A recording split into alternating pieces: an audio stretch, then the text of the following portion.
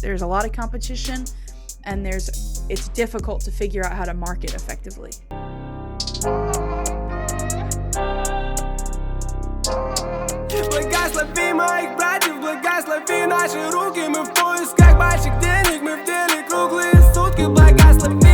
Radio show, man, they everywhere. Radio show. I'm your host Andreas, and we have on Zoom with us Nismah, who is an industry pro. She's been doing this for a long time. Musician, songwriter, music producer, vocalist, business person. Likes to think outside the box. Been doing this for over 17 years. So Nismah, welcome to the show. Thank you, Andreas. It's great to be here. So let's get into it, a little background. At what age, did you really have this affinity for music? Oh man, as far back as I can remember, I remember being as young as 7 or 8 and writing songs. They were terrible songs, but they were songs, and I think there wasn't really a moment where I felt like, okay, I love music. I think I was just always drawn to it. And then it just, as I grew up, I picked up guitar here, piano here, and then it just kind of kept building on itself. So when did you consider yourself in the industry, of the industry, a professional in the craft? Well, I mean, I guess it depends how you're defining professional, but I started recording music in a studio environment as young as 12. I was in, I think, 7th grade when I had my first songs. Also, again, not very good, but they were my songs. And, my mom took me up to a local recording studio, and I just hashed out 2 or 3 of them. Then shortly after that, when I was in high school, I had my first placement. So I had a song that got placed and still gets placed today on a bunch of different TV shows and commercials. And so that was 13. So I guess I would say that was my first professional sort of, foray into the industry. Tax season is here. Maximize your refund legally with the tax office that has the experience. Barber's Tax and Credit Repair is available to assist you. Meet with any of the tax preparers that will gather some basic information and be able to set you up with the best refund possible. This includes sitting down with your preparer and navigating that process. Upon completion, you will be confident in knowing that you have maximized and gotten the best refund possible. Go ahead, get started today with a consultation and schedule your appointment. Call 1-877-775-2552. Barber's Tax and Credit Repair, they are here for you.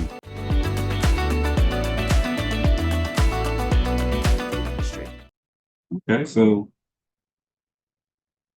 that's awesome. Since 13, Yeah. you still get paid for it now. That's a long time for a song to live. Yeah. Because nowadays, depending on the genre and stuff like that, some songs die out really quickly. Yep. So I guess is it fair to say, because I haven't heard any of your music yet, but just reading part of your bio that I've been able to go through, talking to you, know you a little bit, I feel like you make music that is like timeless, as opposed to music that is trendy. Well, it's interesting that you say that, because I would say I have sort of 2 personalities when it comes to writing music. Mm-hmm. So there's the one personality that writes music for film and TV, and that music is not as deep, right? It's more, it has more of a commercial purpose to it. And not to say that I don't connect to it, and that I don't try to write from a place of truth, but it's not my main priority. And then my second personality would be the songs that I write for myself and for other artists. And that music, I definitely try to write in a timeless way and touch on themes that I know, or I hope, will resonate deeply with people. Okay. So in doing so, what has been I guess some of the best moments you've had thus far? Because I see that where you've secured over 200 sync licensing placements in film and TV shows, along with was it Temptation Island, NASCAR, TNT, Yeah. or more. I'm like, that's a pretty impressive resume. So Thank you. Yeah, it's been great. what's been like, some milestone moments for you thus far in your career? Well, I would say, definitely getting those Netflix placements, The Love is Blind. I've recently got some stuff on Hollywood House Lift, and more Temptation Island stuff. I don't know, there really hasn't been one defining, placement where I've been like, oh, I've made it. But Mhm. they all just kind of it never gets old to get the emails and the placement alerts, because it's great. Not only are you getting paid, but it's validation for what you do. It's Mhm. fun to be able to tell your friends and family, Mhm. and the people who follow you. And um, so yeah, I don't think there's a defining moment, but it's just every moment is, uh, every small win feels great. All right, so you're a businesswoman and you've been able to do all this. What are like some of the things that you can let aspiring artists know as they're getting musicians getting into the industry? Like, how do they make real income and what steps do they need to take to even get to that level? Yeah, absolutely. So I would say do sync licensing.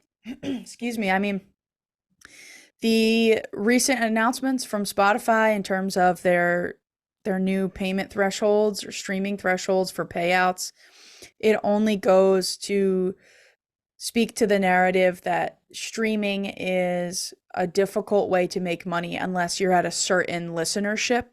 Mhm. Um, and it's fine to try to build that listenership up, but it's going to take a really long time if you're using traditional methods like social media and kind of bugging people to stream your songs and stuff. And that's why I Mhm. always direct people towards sync licensing, because it's a not necessarily immediate, but it's a more immediate income stream, for doing the same amount, if not less work. You Mhm. don't have to do the social media stuff. You don't have to market your music.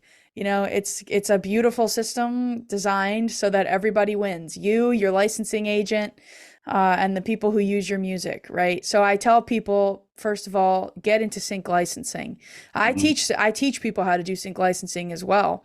And what I tell people is, if they want to start today, if they want to take an action today, something simple and a quick win, I tell them go to YouTube, right? Mhm. YouTube University, right? And type in what is sync licensing. And there's like 1,000,001 videos that you can watch. Just pick the first 5 are probably good enough. And just watch them, get a basic understanding of sync licensing. And then Mhm. once you have that understanding, the next step would be to go to Facebook or Instagram, probably Facebook, and just find sync licensing groups, free groups. Mhm. There's again 1,000,001 of them. Just type in the search bar sync licensing groups, and Facebook will recommend, the ones that have the most activity or whatever, and join a few of them. And just meet people. Listen to people's music, post your music, get feedback on some of your music, and just start building those connections, because people who are already doing sync and are great people to link up with if you want to do that, right? Mhm. So, and then just continue learning, continue the process. And of course, I always recommend, uh, finding a mentor, whether it's with me or someone else. Find your Mhm. person, right? Who help take you over the bridge. And so that's what I would say to somebody today if they wanted to take some steps forward. That's what's up. I love it. So Yeah. how do you balance being, a songwriter? Do you perform your songs as well? You say you write them for yourself, but do you actually perform as an artist as well? So I actually have not performed since COVID. It Mm. just kind of, I was honestly doing mostly, like happy hour gigs just to kind of bring in a couple extra bucks. And I just found that to be really exhausting and draining. Mhm. And so I shifted focus from the performing to the writing and the producing, and it's kind of stayed there. One Mm. day I might get back out there, and tour my own music, but that's probably down the line. Okay, so you produce. So which one do you like better than songwriting or producing? Oh man. That's such a hard question. I know. I love them both so dearly, but I would say I get more enjoyment out of the songwriting process. Okay. Because I can producing can be a understand little that. frustrating. I mean, songwriting Yeah. can be frustrating too, but I don't know. I just feel like when you write a really awesome song, it Hmm. stands on its own. It doesn't even need the production. Like the Hmm. production is just the candy, or the Hmm. sugar on top, right? Hmm. And so I just feel like that when you write a great song, it's just so special, so satisfying for me. So do you produce for other artists as well, or are you just producing your music for Mostly clients to see? Mostly I do myself. Every once in a while I'll produce for somebody else, but mostly my own stuff. So how has that process been for you, like producing for other people? It's been a journey. It's harder than it seems. I mean, I think it depends on the person you're working with and how clear they are on their vision for the song. Hmm. Because I think what I've noticed is half of the process is just helping them figure out what they really want from the track.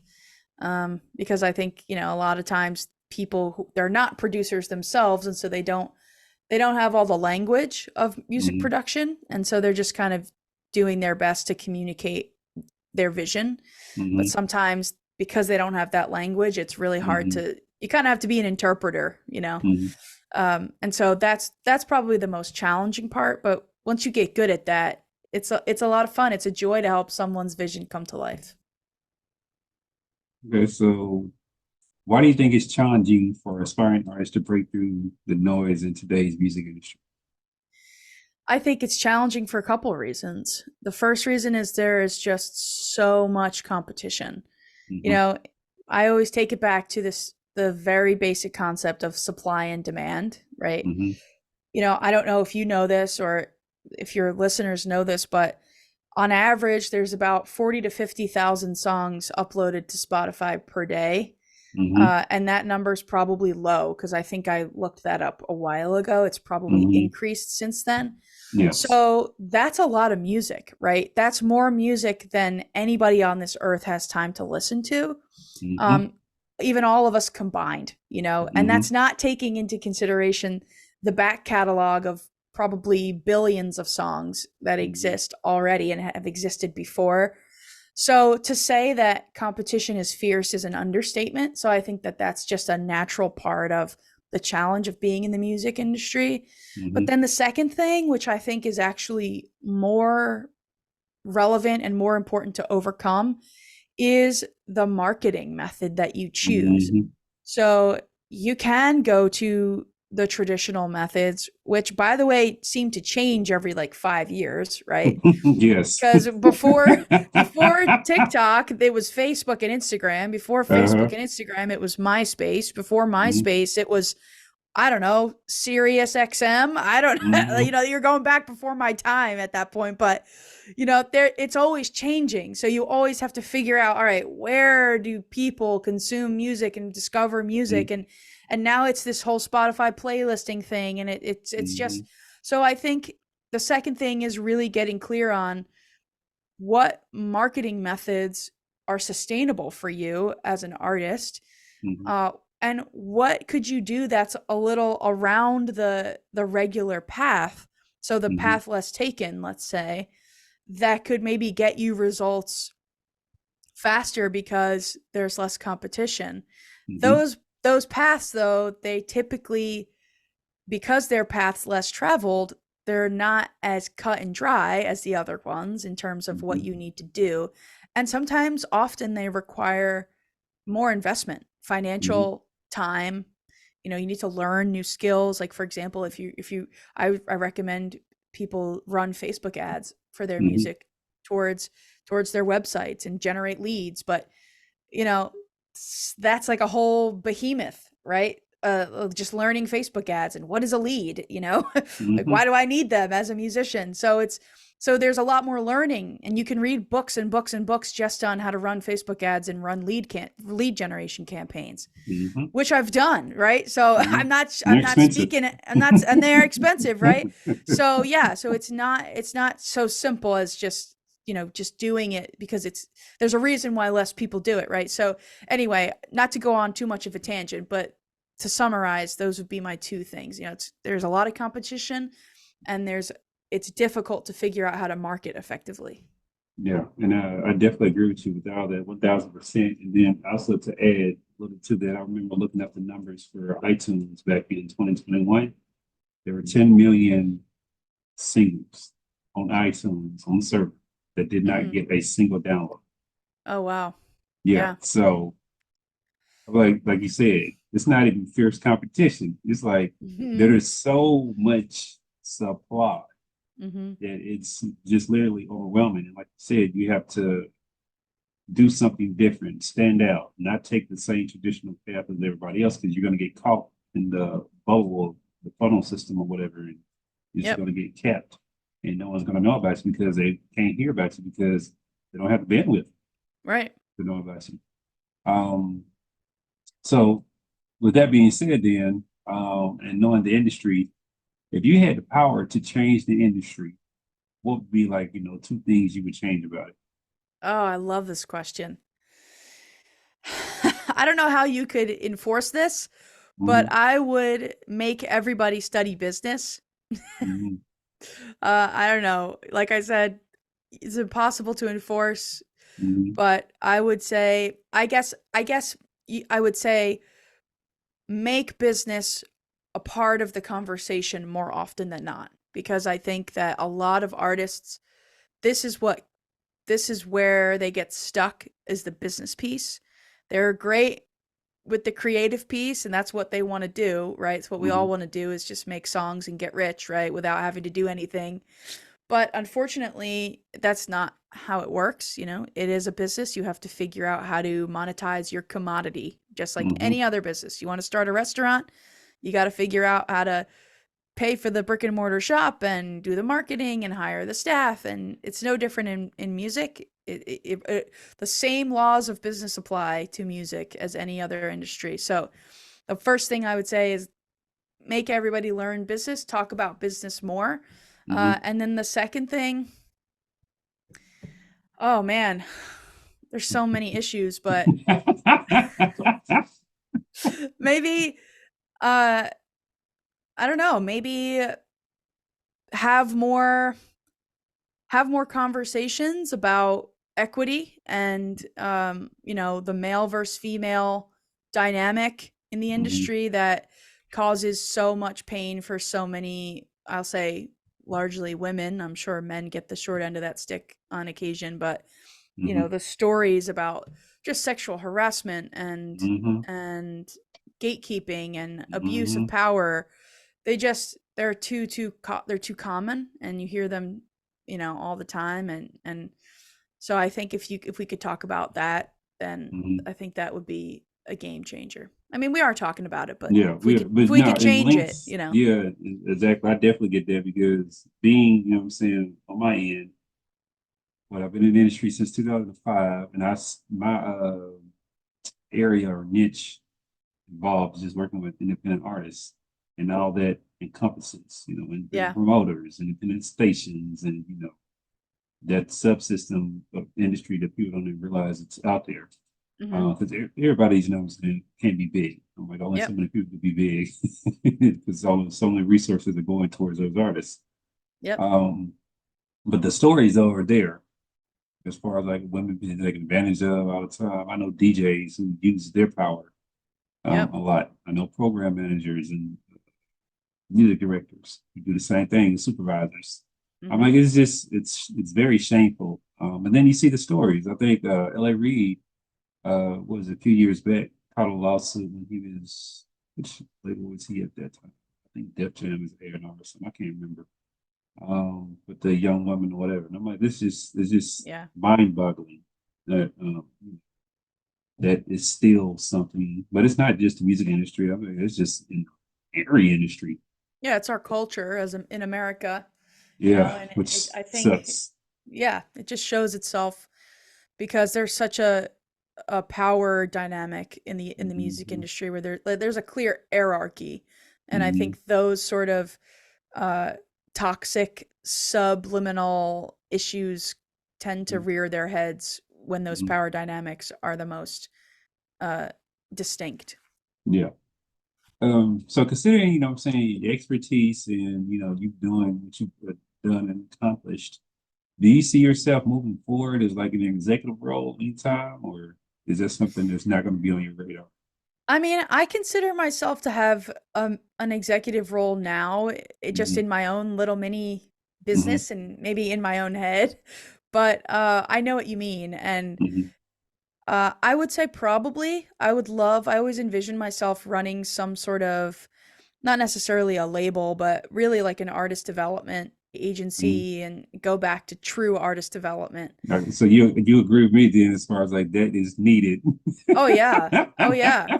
Right now there's no artist development. There's artist um what's the word? Predator Yeah. predatory, Uh-huh. pr- basically labels are poaching artists who have already done the artist development for themselves and then, charging the artists an Hmm. arm and a leg to do that with their really crappy uh 360 deals. Hmm. And unfortunately, artists are just not educated enough to know that what they're signing is a load of crap. So they eat it up like it's a tasty cake, and then they Hmm. realize there's crap in the middle of it. So, Hmm. So okay, so then like I like to have these conversations with artists and songwriters, producers, and people in the industry. So is it the artists not wanting to learn is why they're getting the crappy deals, or what do you think is the reason for that? Because I mean, I'll give you an example. I started in the music industry doing research. Right, I was in college. I always had this affinity and love for music, and I didn't know what I wanted to do exactly. So I went to school for business, concentration in marketing. I was like, you know what, I'm mhm, gonna do music promotions and basically, make my own category. mhm, But in doing love so, I it. learned everything I could possibly learn. And I've learned a lot about publishing, licensing, copyrights, all that distribution system, labels, Mhm, management, all that, even reading contracts and things of that nature and understanding terminology. I can look to my left right now, and I think I can. So on my shelf, I have music law, the music business, yep. to see culture brochures, running your music business with the attorney Audrey, his turn sideways, Rich Shalom. I had the Donald Passman, all the things you Mhm, need to know about the music industry, which is great a book. fantastic book, by the way. I Yep. think it's in its 10th edition or something like that. Ari Hent first and How to Mhm. Make It in the New Music Industry business. And I met him at a CD Baby conference about 4 years ago in Nashville. Oh, cool.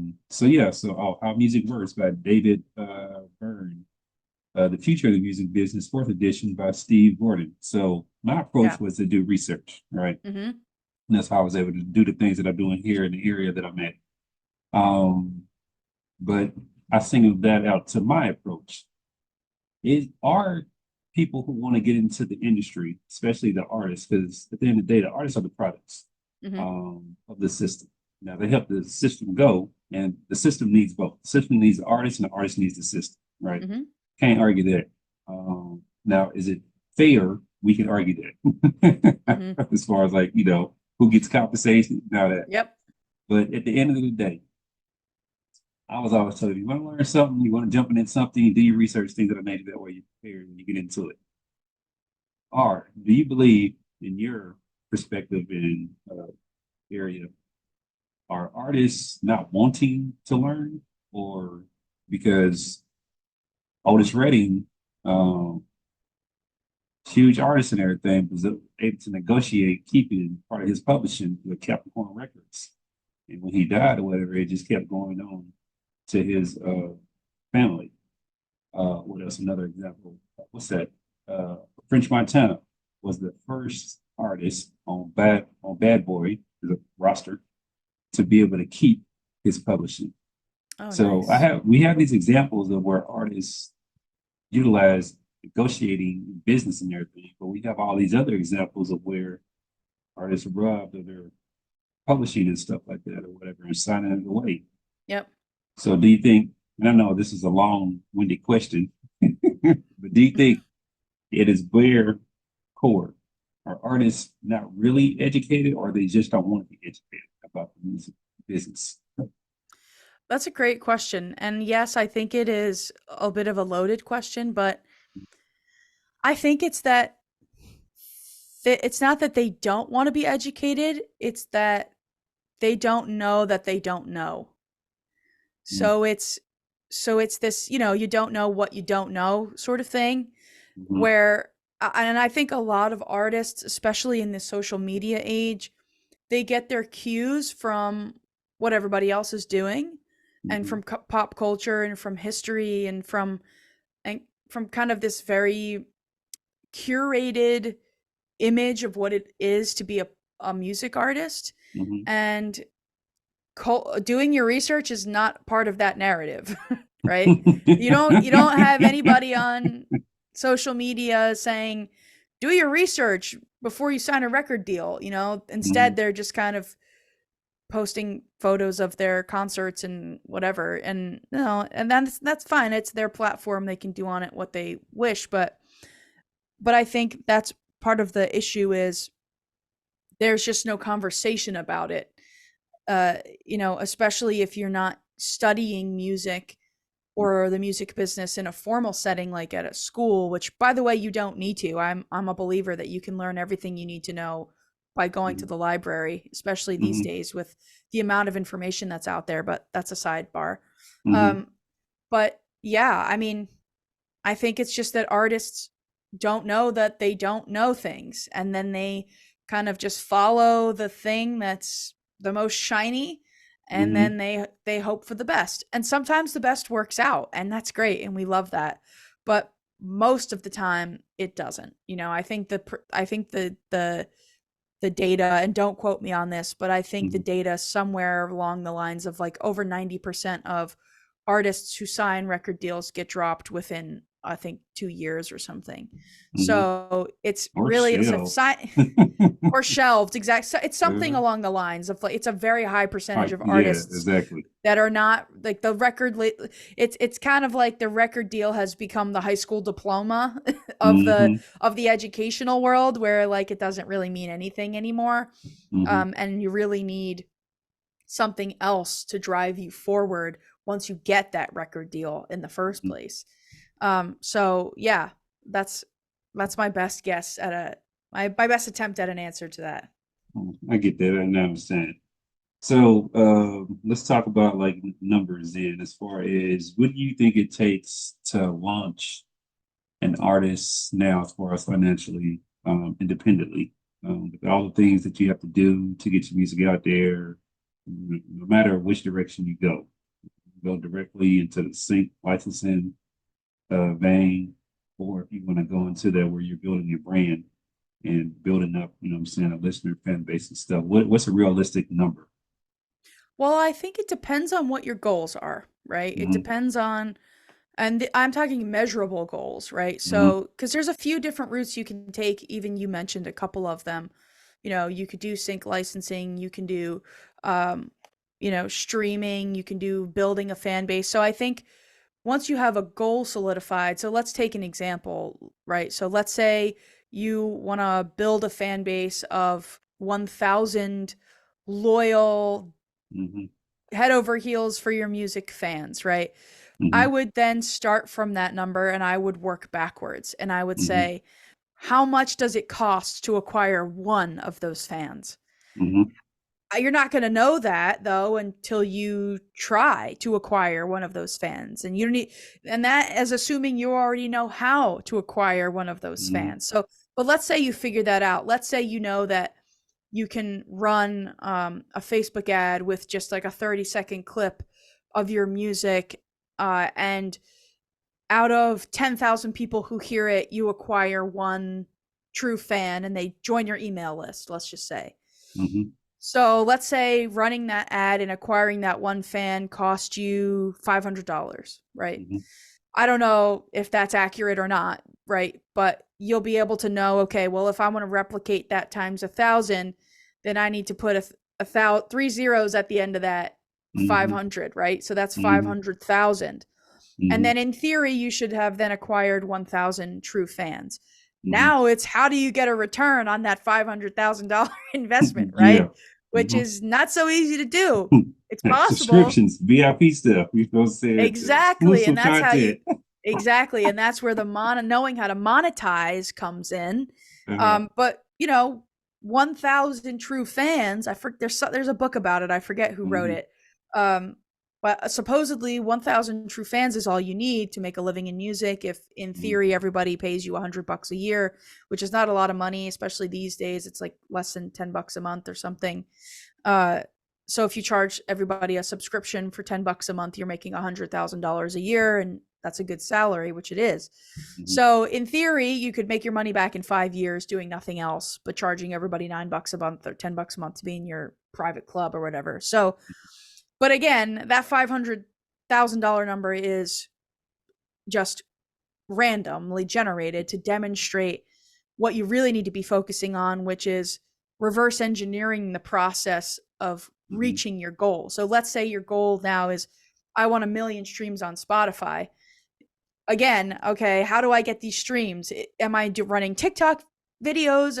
How many videos do I need to get people to go over and stream the music? You know what I mean? So there's a lot of testing involved, and you could take the TikTok route, or you could take the Instagram and Facebook ad route, and you can say, all right, well, if I spend $100 on a Facebook ad, that results in 1,000 streams or whatever. So, you just do the math and things like that. So I can't give you a clear answer, but I can say that that's the process I take to figure out how to achieve my measurable goals. So then what's some of your measurable goals now going forward? And 2024 is around the corner.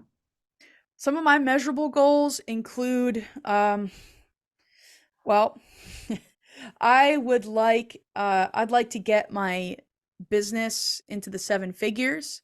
Okay. So how do I accomplish that? Various means, combination of sync licensing placement, clients, mentorship clients. I'm not really into the streaming thing right now, but I will get there in a couple of years. That's probably a 2026 goal. So yeah. So how's the current clients you mentoring them?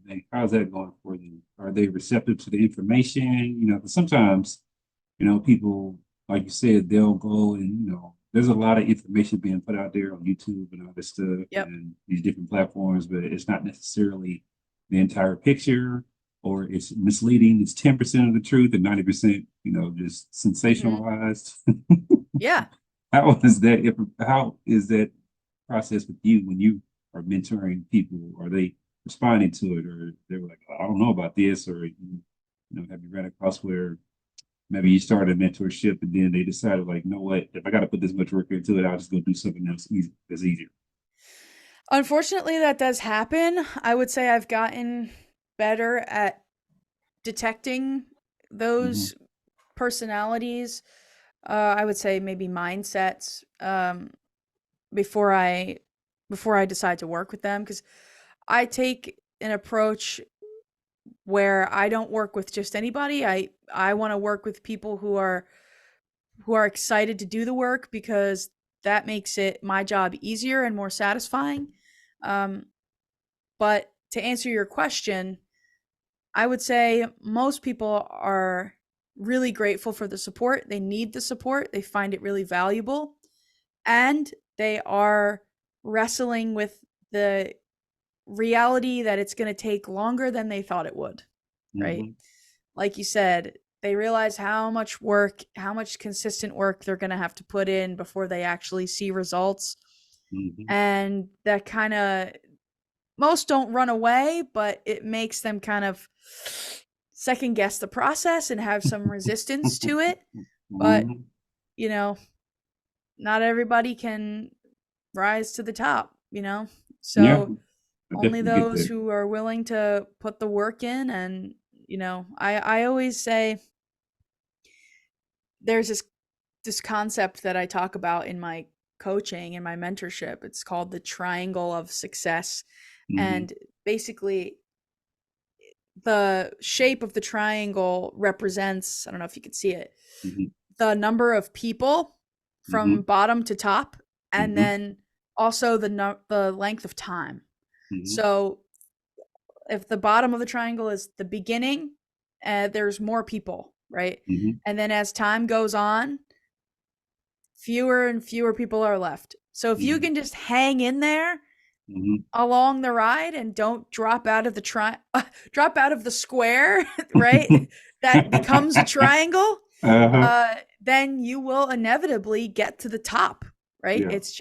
It's basic physics because the Mm-hmm. triangle has to come to the top at some point, right? Mm-hmm. So that's what I tell people is, the longer you stick in it, the longer you Mm-hmm. stick with it, the less competition you have, right? Yeah.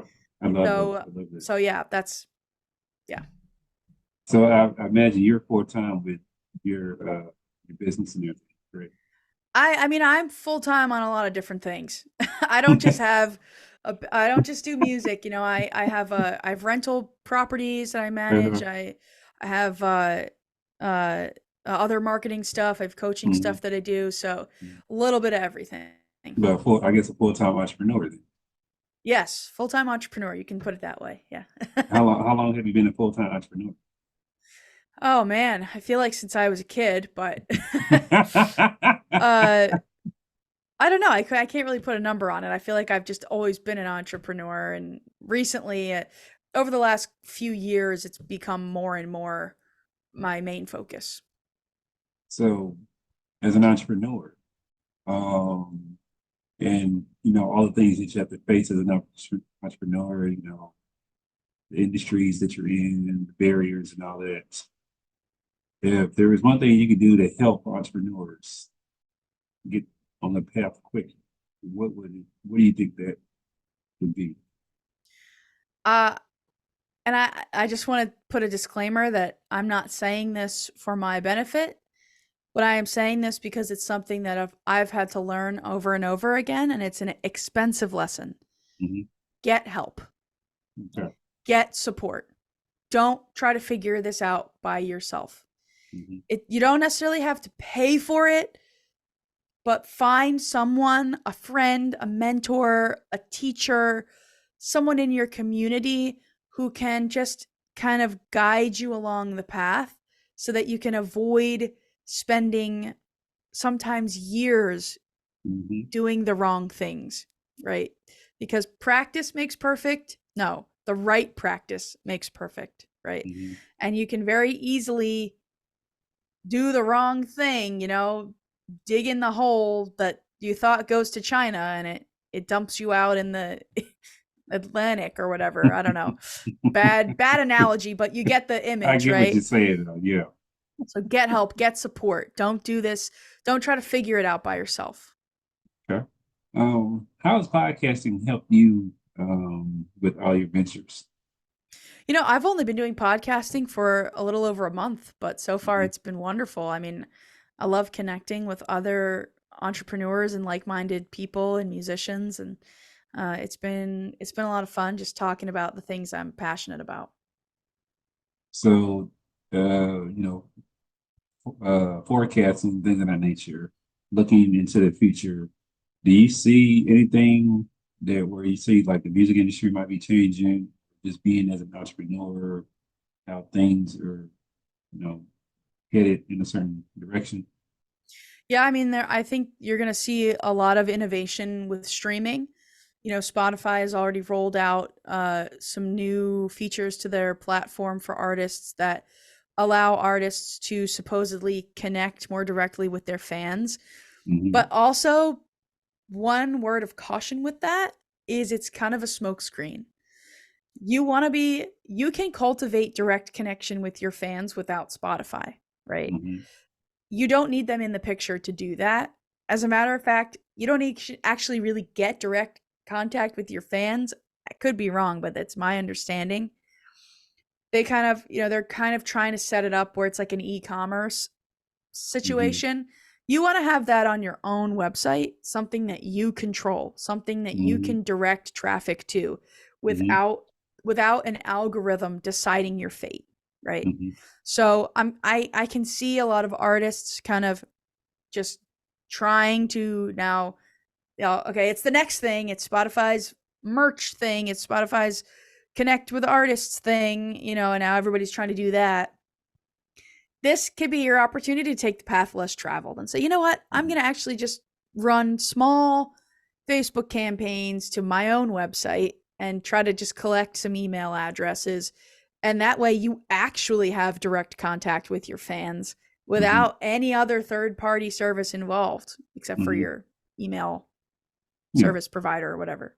I definitely get that and understand that. And I've actually advocated for that. In my experience, what I've seen is that, again, it goes back to the work, because you have to follow up with those emails, whatever, really start selling the things. So of course you're going to have some, they're going to want to do it themselves, but then you're going to have a good portion of people who want the easier way out than put in that work. But then when you don't put in that work, you give up more of the profits. Yep. You start getting, what's handed to you as opposed to what you could make yourself. But again, like you said, it goes back to what you said. It all boils back down to business. Yep. Understanding those basic concepts. Absolutely. Exactly.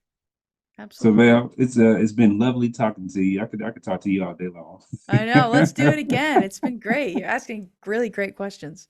Well, let's see. I've been doing this since 2016. So okay. Got, nice little built a nice little resume up under my belt. Nice. But let people know, if they want to get in contact with you, if they want to learn anything about music, real estate, development, all that stuff, the things that you've been doing, where do people need to be directed to? Yeah, you just go to my website. It's nismahosman.com/call. And I recommend people go there. That's where you can learn more about me and get in touch with me directly if you want to ask any questions about what I do, or, if I can help you along your journey at all. And it's just my first last name.com, nismahosman.com/call. All right, y'all heard it from Nismah herself. Y'all go to the website, book those calls, and go ahead, and if you're out there and you need serious coaching and stuff, book those classes and stuff and invest in yourself. Nismah, thank you for your time. Thank you. It's been a pleasure. I've enjoyed this conversation, and I definitely want to do it in the future. Same here. Anytime.